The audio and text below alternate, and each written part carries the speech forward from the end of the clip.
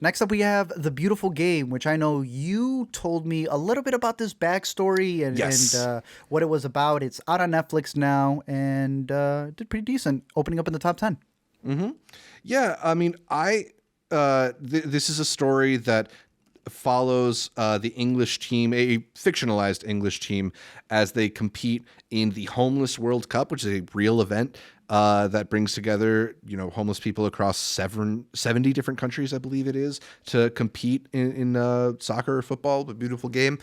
And I thought this film had a lot of similar qualities, similar qualities, but ones that I liked a little bit better than Next Goal Wins, because it's also got that, inspirational sports story quality. I thought it was a Through and lot through, yeah. less condescending than Next Goal Wins was, Definitely.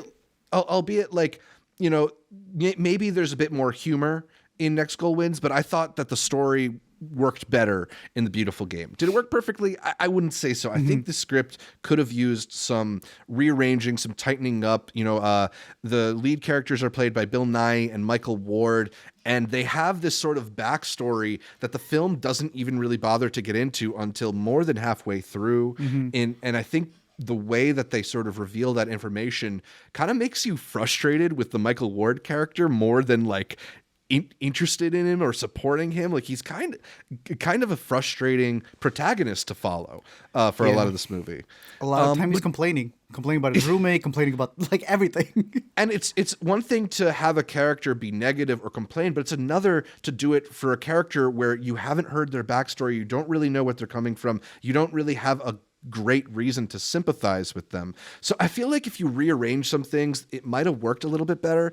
That being said, if you stick with it, I think there's like a really sweet quality to the story. It's got a really good heart to it. It's got a really good message. There are some moments, particularly as characters develop and grow closer, that I just really worked for me. And I don't know. It's a mild recommendation for me, not exactly like a strong one, but I think there's definitely qualities about it that are worth recommending, particularly because it has a bunch of charismatic performers in it. Yeah. I think it's a heartwarming movie, not knowing anything about it, or the true story of it and how they're able to create this cup. And I agree with you. I don't like it when movies try to keep something from you to have it later, especially when your movie is pushing the 2-hour mark. That was a big part of it. I was like, I don't know if it needs to be this Right. long. Yeah. And going out to the theaters for something like this would definitely detract a lot of points from it. It being at home, I think, is where it fits more. You were talking about the script, right? Tighten that up a bit, because I think you have all the performers that you need here. None of these performers are bad. So why is it shot so overexposed? Like, why is it the lightest movie in the world, right? Yeah. There needs to be some shadows in there, at least when they're inside. Very TV cinematography. Thank you. Like, yeah. And I didn't want to get that mean, but it's pushing that side of it. And that's what Netflix is known to do when it comes to these bigger movies. Bill Nye was good. Michael Ward was good. I want to shout out over here. I want to make sure I got him right. I want to say it was Caleb. I'm going to pull him up over here. One of the guys who was in the movie has this relationship that he has with another soccer player who is also trying to make it, right? Make sure I got the right actor over here. Yeah, Shay Cole. I was like, where's this man from? He's got this little walk that he does with her in the movie where she's like, jog with me, and he does this. Got me, bro. Like the dinosaur arms. Got me. He would just not move it. I was like, all right, you're funny. And when the movie has moments like that, it feels special. And I wish that they tightened it up on stuff like that. You know where he's from? Full Circle.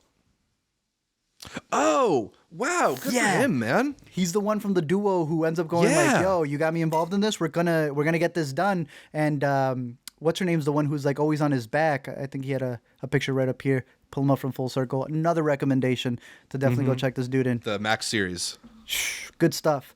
But again, he was one of the parts that I liked a lot of from this movie, and where you're seeing all these different characters, real people who are coming in. He's got his roommate who has the drug problem, and he's not relapsing. He is rehabilitating from it. He's taking medication, and all he's getting is baggage from Michael Ward's character, right? And there's a certain point where Michael Ward runs off because that's what he knows how to do, right? Before the audience can sympathize with him. You're seeing him do all these things, and you feel bad because his roommate character is like, when my guy ran away, who I was recovering with, he never came back. Will he come back? Should I go look for him? And there's these little moments where you feel full people that you're just getting to know They tried that with the Michael Ward character, but as the main character, we needed to see it from his perspective. He can't be a stranger to us too. So Yes.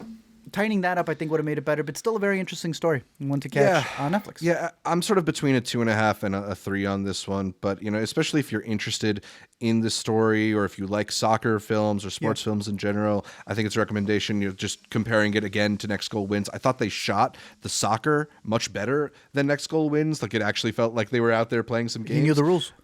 Exactly, right? Imagine him touching this. This is where he would have been mean. Like, there was no business being that mean over there. But here, no. Yeah, it would have been a bit ickier. Bill Nye was good in the movie because he knew how to talk to him. He knew how to tell him, like, you're crossing this line, and you want them to know their place, know your place too. It was, I do not want that in Taiko's hands.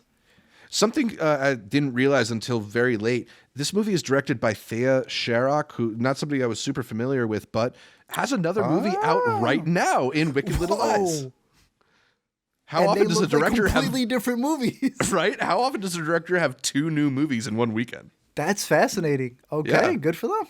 That's sick. Yeah. One and Only Ivan. So hopefully this one stays up because I know One and Only Ivan disappeared from Disney Plus, and luckily this one had not the same backlash that Me Before You, which we brought up a couple weeks ago, had as well.